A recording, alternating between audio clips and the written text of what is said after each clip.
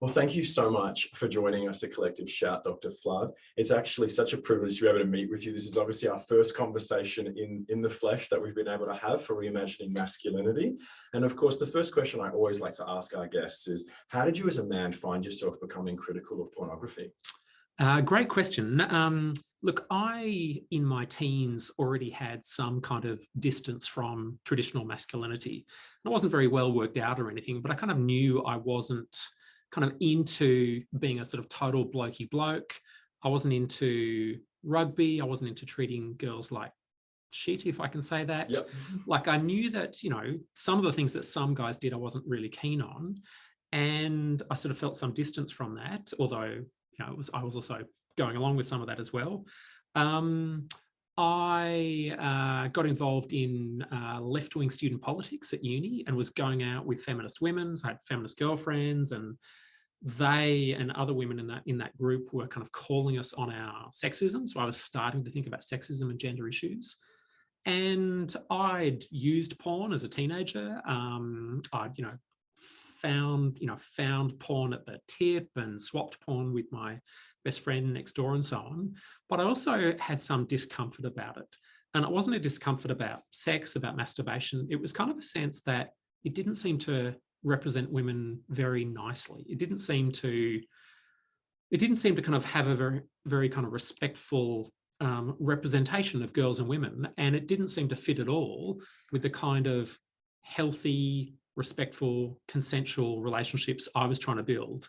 And so that's developed into a much more full-on critique of porn. But certainly when I was 17, 18, 20, I still sometimes used porn, but I also felt guilty about it. And I didn't feel guilty about it because it showed sex or because of masturbation. I felt guilty about it because I could tell already that really the way it showed girls and women, the way it showed sex wasn't very cool, wasn't very nice. And I knew that the girlfriends I had, they would not have been comfortable with it. And so I was starting to kind of question it for myself.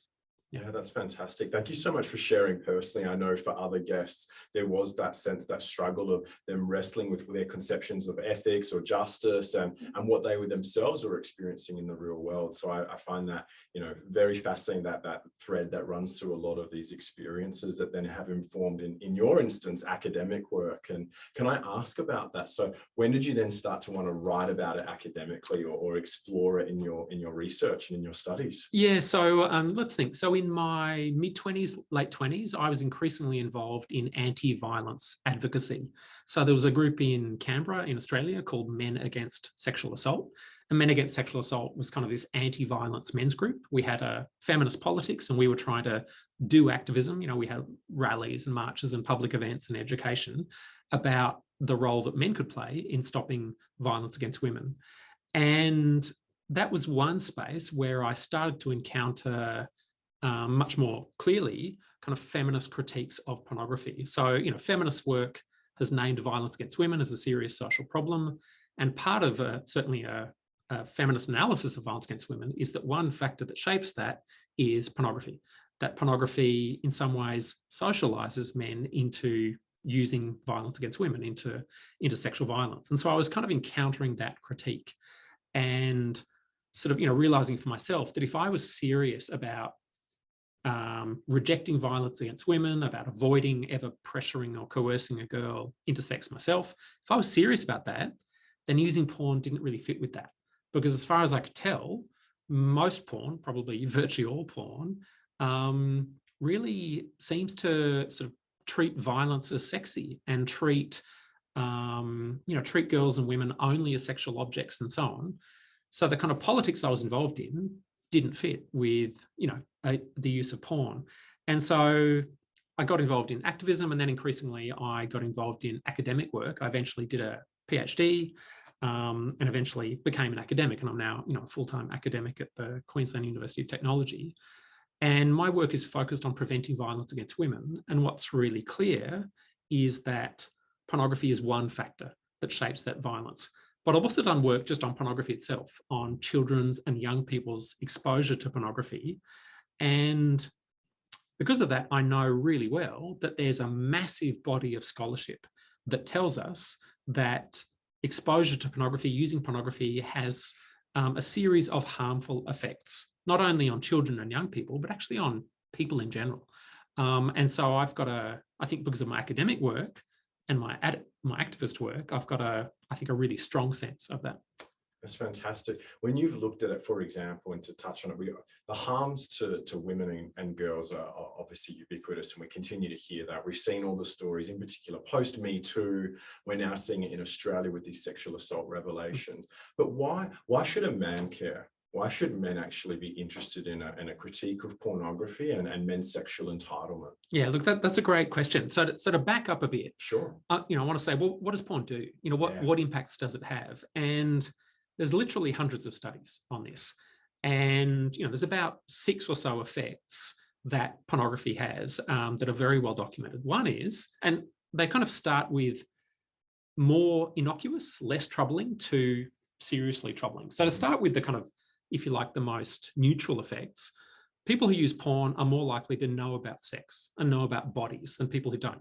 Surprise, surprise. You watch people having sex, you kind of know how bodies can fit together, what people can do with their bodies and so on. But a second thing that I think is where we start to get concerned is pornography shapes what we want to do sexually and what we think normal sex looks like. Another way of putting it is that it shapes our sexual scripts.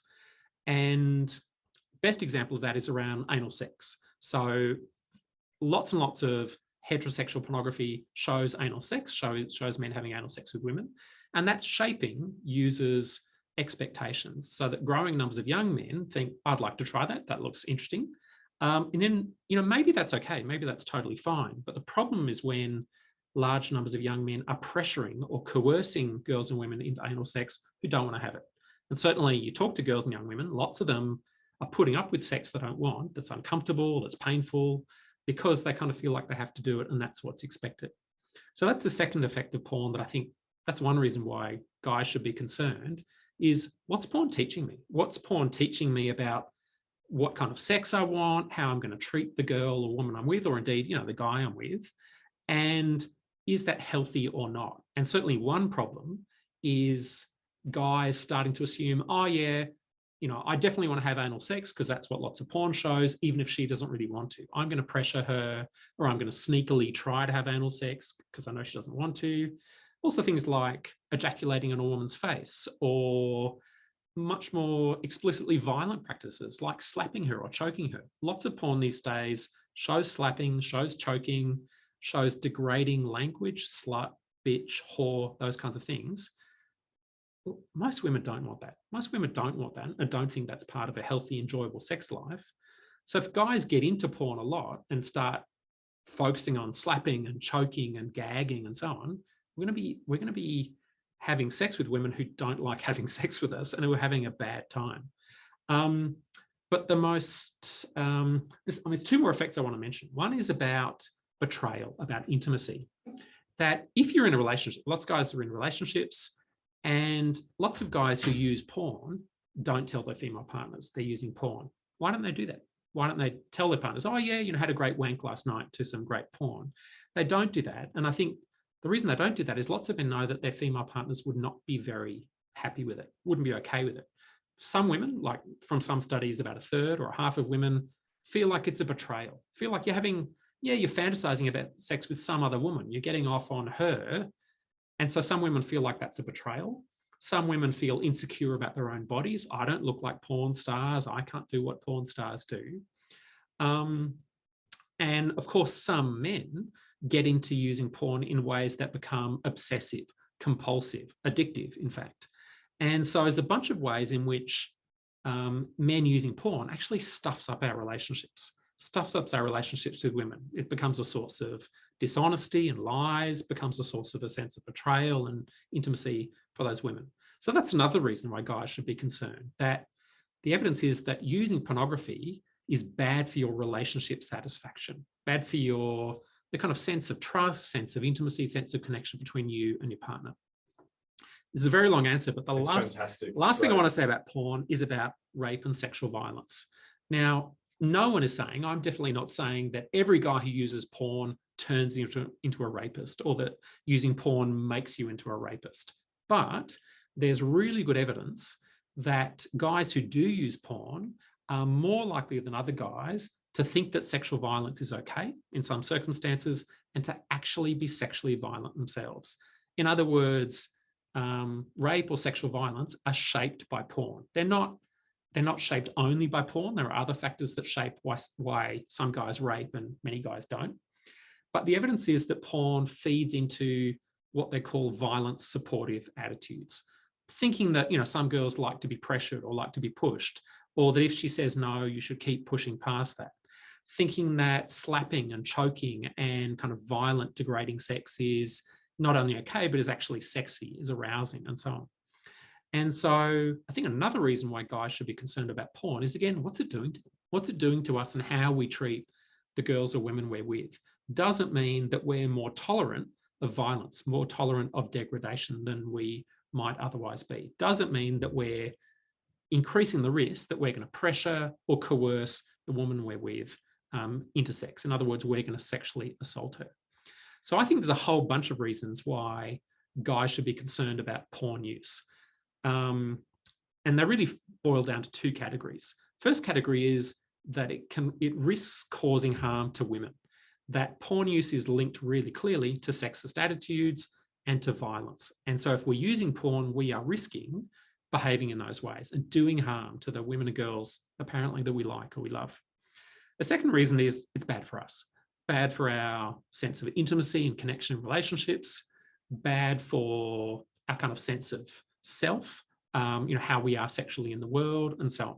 So I think there's really compelling reasons for guys to at least ask some hard questions about porn use, about how we use porn, about how much we use porn, the kinds of porn we use, and so on. That's fantastic. And I agree. And it's like, and why? What are the reasons? Because I know for me in schools, quite often the boys say they turn to it because they're bored, sad, lonely, frustrated. It's a self-soothing mechanism. And it's looking at, well, what's causing that?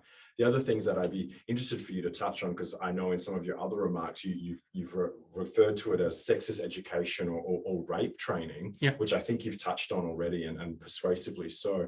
But the other things that I think of and share in my work is around porn-induced erectile dysfunction, as yep, well as harms to those involved in the creation of pornography are things that sometimes are missed or not considered by the person using pornography. Yeah. Have you explored that at all? So I'll pick up on both of those. The second one about how porn is produced. There's lots of ways in which pornography is itself an exploitative industry. And there's certainly good evidence that large numbers of women and girls, and sometimes boys and men, are coerced into participating in the porn industry or harmed in the course of performing and participating in the porn industry. And obviously that's really troubling. And, in the same way that we should be concerned about how our food is made, or, were our t-shirts made by child laborers, chained to some factory sewing machine, we should also be concerned about conditions of porn production. But I also think even if we knew that every single person involved in the porn industry was never harmed, was safe, participating in their own free will, all those other concerns I've got would still stand. Absolutely. They would still stand because, what's porn teaching us? How is porn shaping our sexuality, the way we treat women and girls and so on? And because we know that porn does teach sexist attitudes and does increase our risks of using sexual violence, that's a really compelling reason to be concerned, even if pornography itself was produced in the most loving, wonderful, healthy, well-paid ways possible. Sure. You mentioned erectile dysfunction, and there is some community concern about the impacts of porn, and sometimes it's about only the impacts on children, which I think is really odd because the research tells us that the impacts on adults are just as great as the impacts on children. And comparing, say, a 12-year-old boy looking at porn and a 30-year-old man looking at porn, the research would tell you that the level of impact actually can be similar across the two, and actually in some ways might be greater for the 30-year-old man, because if he's got sexist attitudes, say, kind of worse attitudes than the younger guy, then pornography can just increase that, can just make that worse. But community attention is often focused on that, but it's often focused too on erectile dysfunction and how pornography might be leading to increases in erectile dysfunction among boys and men. Now, as far as I know, and I don't know this area that well, but as far as I know, the research is mixed. The research is mixed on whether pornography is a key contributor to erectile dysfunction, but it's certainly another reason for us to be concerned. If we're starting to use porn in ways that are compulsive, that are stuffing up our friendships, our work life, our family life, our relationships, then clearly that's a disaster. And in some ways, I think you can make a good analogy between porn and junk food. That in some ways, masturbating to porn is a quick, easy fix. And yeah, there's bodies and sex, and that's arousing. And of course, you might feel aroused and you might end up masturbating to it. But the kind of satisfaction you get from masturbating to porn, I would argue, is hollow. It's a kind of cheap, hollow, and ultimately not very satisfactory payoff. Not a very not a very satisfactory form of pleasure. And certainly my experience is that a kind of single hug or kiss with my girlfriend, with my female partner, is about 1,000 times more rewarding than a 2-hour session of masturbating to porn.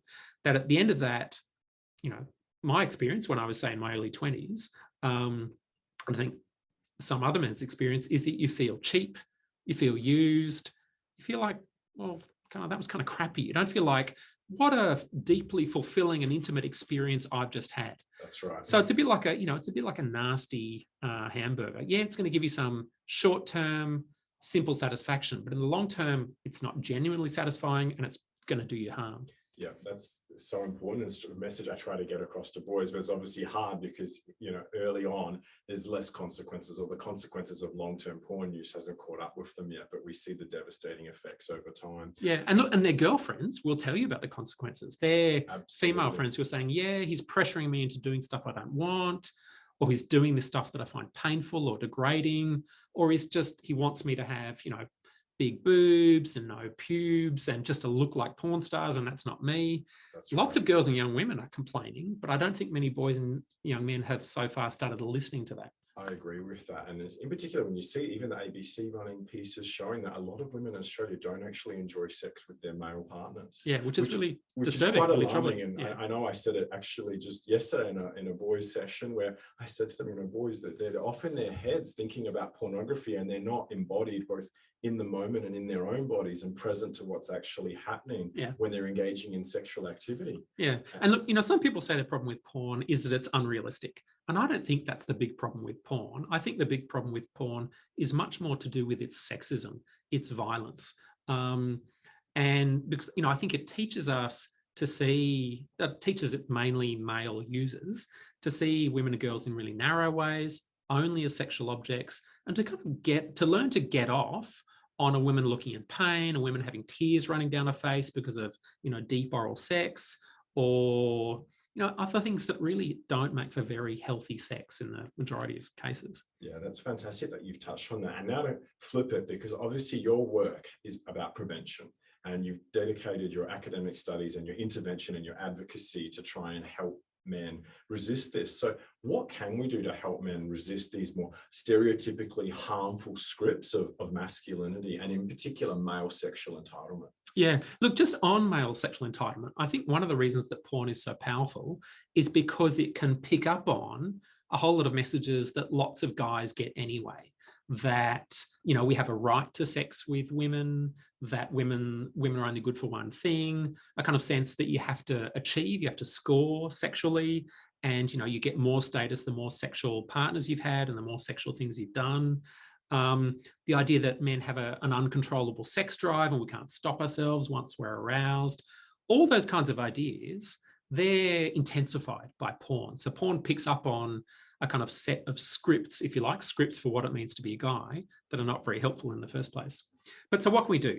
First thing I think that any individual guy can do is ask himself some questions, is think critically about the porn he's looking at. If he's looking at porn, what it means for him, what impact it's having, what his female friends or sister or girlfriend might think of it, and so on. So ask some critical questions about it. And the research finds that lots of male users of porn are pretty uncritical about the porn they're looking at. They kind of turn a blind eye to the violence or the sexism that they see. Certainly some guys notice it and think, God, that's not okay. I'm going to find some other sorts of porn. I'm not necessarily saying every single man in the world should stop using porn right now. I think that one thing we can point to is that there's better and worse forms of porn.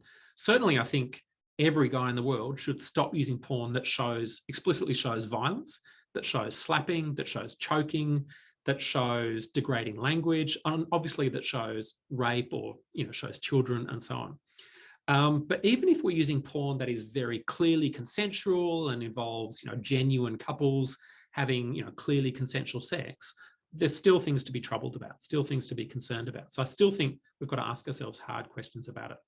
Yeah, I agree. So asking ourselves hard questions is, I think, part of what we've got to do. I think a second thing is we actually need strategies in schools and other places to give guys and girls tools to think more critically about porn and to respond critically to porn. So we need what some people call pornography education. And with a colleague, Marie Crabb, she and I wrote an article really spelling out what pornography education should look like, the kind of curricula that should be part of schools, respectful relationships education, those kinds of things, to foster more critical, more informed responses to porn. So we need individual questioning by guys everywhere. We need strategies in schools like pornography education. We need to hold the industry to account. So I'm doing that finger. My third point is we need to hold the industry to account. So at the moment, we've got this billion-dollar global pornography industry that basically has carte blanche to distribute or sell its products wherever it wants to people of any age in any context.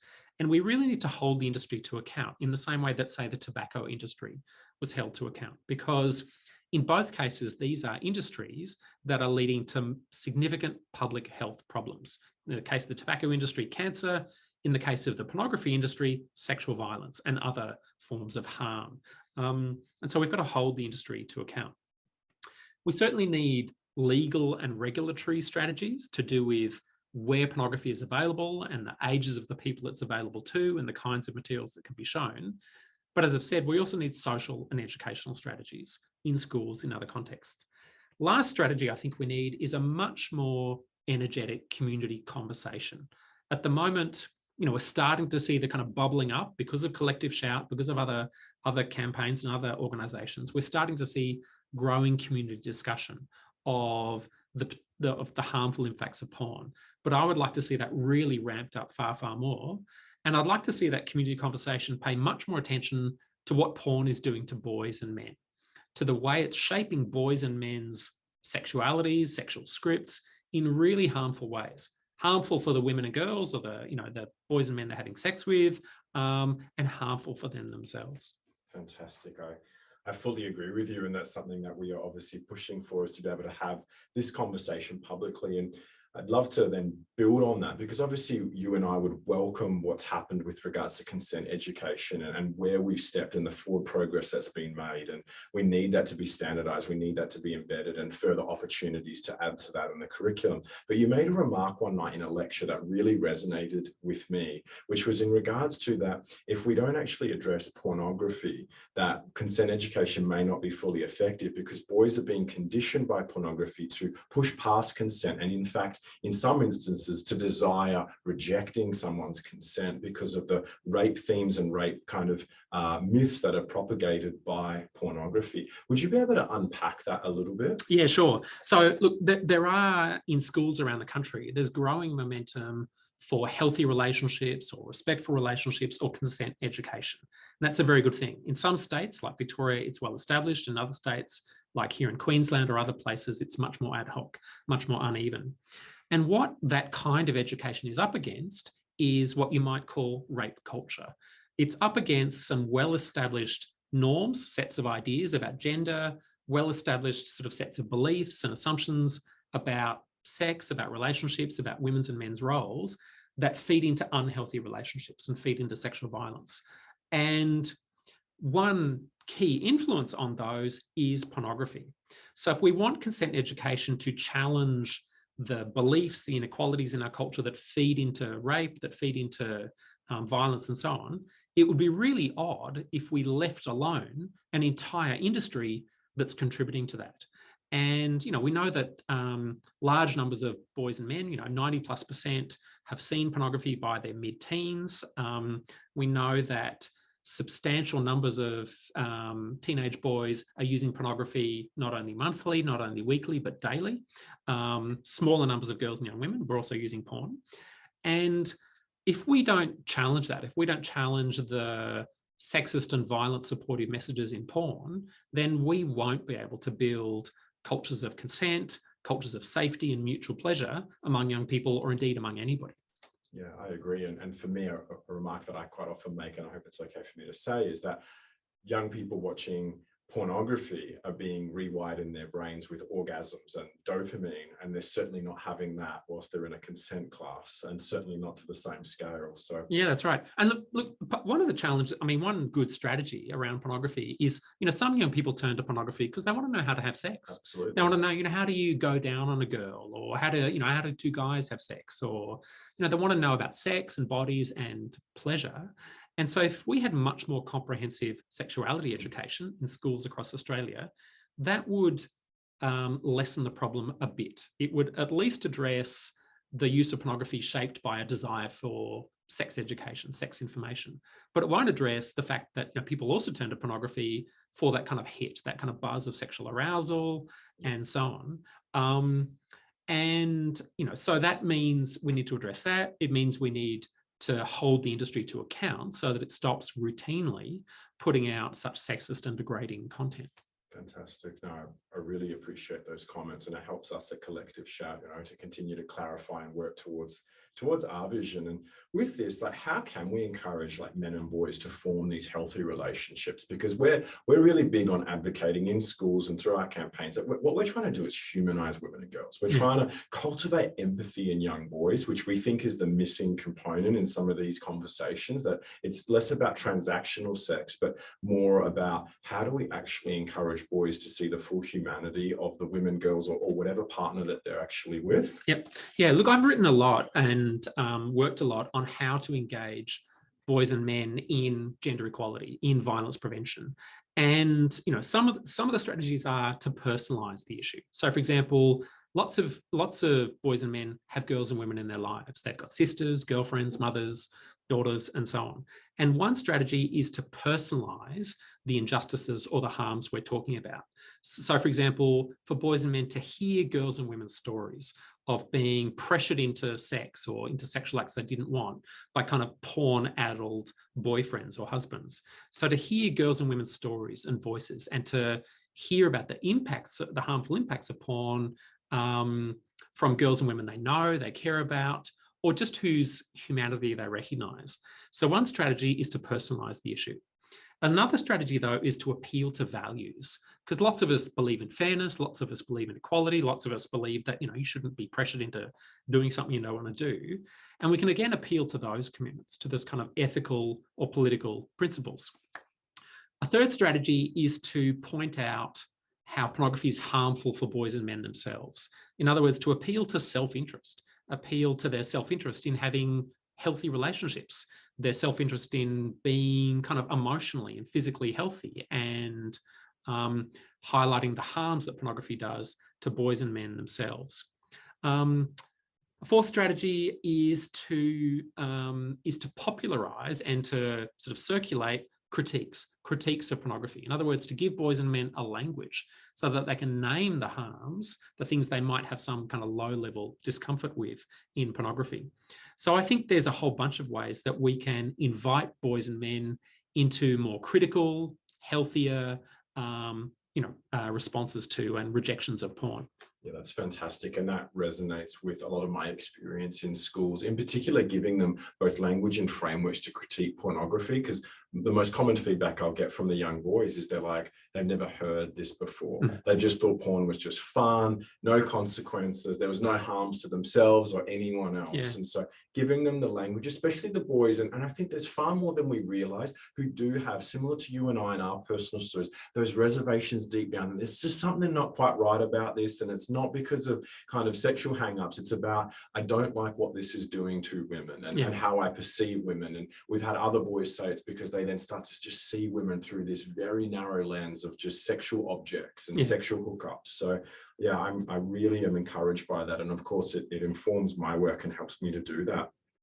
You obviously look so closely at like violence prevention, and would you say that those same things that you've just unpacked there are similar in your violence prevention strategies, and or is there anything in particular that is specific to that? Because that is obviously a huge focus of your work, is that violence prevention. No, I think that the issues are similar. One of the things I'm really excited by is that the work addressing the harms of pornography and the work addressing the harms of domestic and sexual violence is increasingly speaking to each other. Well, in fact, the violence prevention work is increasingly listening to the anti-pornography work. So, for example, Our Watch, the National Violence Prevention Organisation, recently released a paper on the harms of pornography exposure among young people, and is looking at campaigns building on that to start to address those harms. So this is an example of a national violence prevention organisation whose agenda is to reduce and prevent domestic and sexual violence, going, pornography is part of the problem, and we need to address pornography as part of our work of changing our culture. And I'm really encouraged to see that, because feminists and other activists for a long time have been saying, hey, we need to be addressing pornography as part of what we're doing here. So I'm really pleased to see that growing dialogue between those.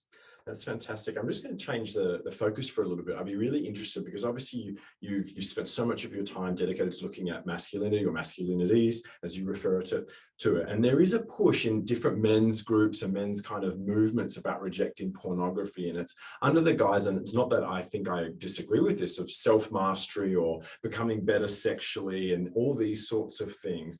In terms of your ideas, what are the limitations of that kind of a focus? Even though there's some good that they're trying to grasp at there, yeah, sure. Are there limitations in that focus? Yeah, that's really interesting. I mean, so there are online, for example, really large communities, largely of men, who are committed to either ending their porn use or changing the way they relate to porn. So NoFap, FAP is a colloquial term for masturbation, communities like that and other related communities.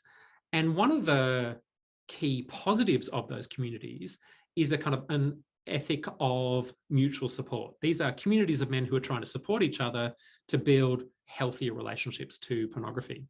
What troubles me, though, is that often their sense of what's wrong with pornography goes nowhere near far enough.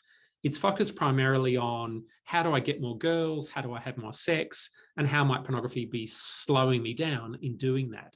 Because I can't get it up anymore, rather than pornography feeding into sexism, feeding into violence, feeding into a whole series of injustices that they should also be talking about. So I like that those communities are based on mutual support.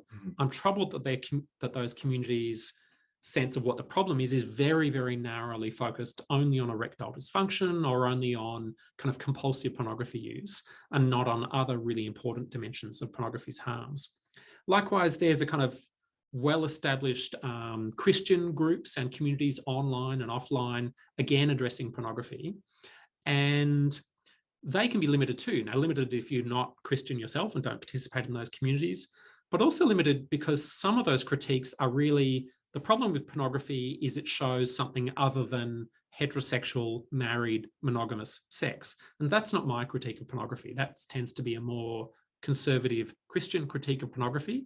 And, while it's important for the people who argue it, it won't appeal to large numbers of other people who don't share those same religious beliefs.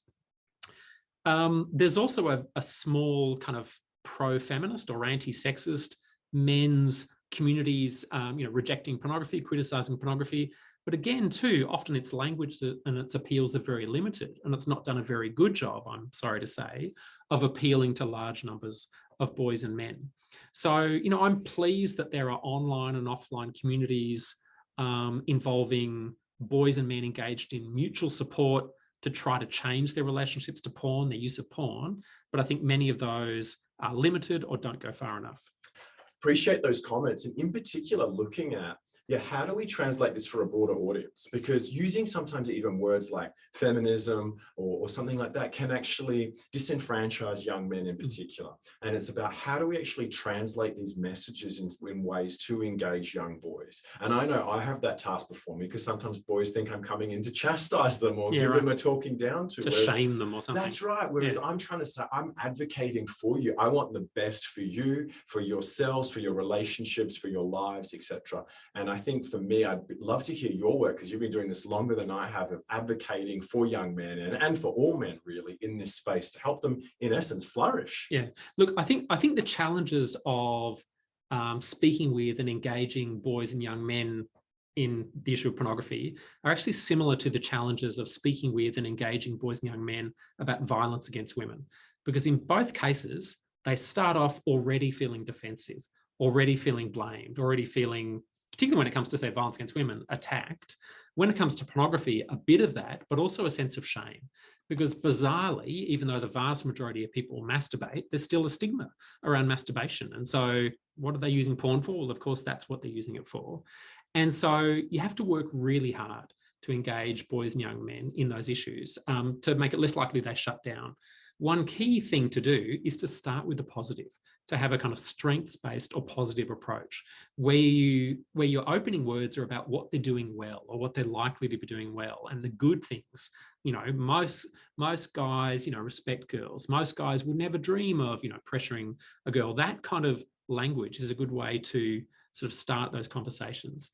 And I think, as I've said too, making it very personal, making it very relevant, and sort of appealing to boys and men's concerns about their own relationships, their own sexual lives, because lots of boys and young men, you know, particularly as they're starting to be sexually active in, say, their teens, are worried, you know, am I doing it right? Am I good at this? Am I terrible at this? How do I learn this? And so on. And so there are hooks, if you like. There are forms of leverage we can use among boys and young men. Their desire to be found attractive, to be found desirable by girls and young women, or by, you know, boys and young men if they're gay or bisexual. So the desires to be found desirable and attractive. There's desires to be competent sexually, to be competent at relationships. There's desires to have kind of healthy, intimate, loving relationships. And so we can appeal to those motivations and desires that boys and young men already have. So, you know, we'll still get some pushback. And if you never get any discomfort, if you're working with a group of boys and young men on these issues and there's no discomfort in the room at any point, you're probably not making change, because we do need to be uncomfortable sometimes. We need to ask ourselves hard questions around what porn is doing to us and about some of the narrow or sexist or dodgy things we've thought or ways we've behaved. Yeah, I think so. And I think it's welcoming that. And obviously it's hard for us.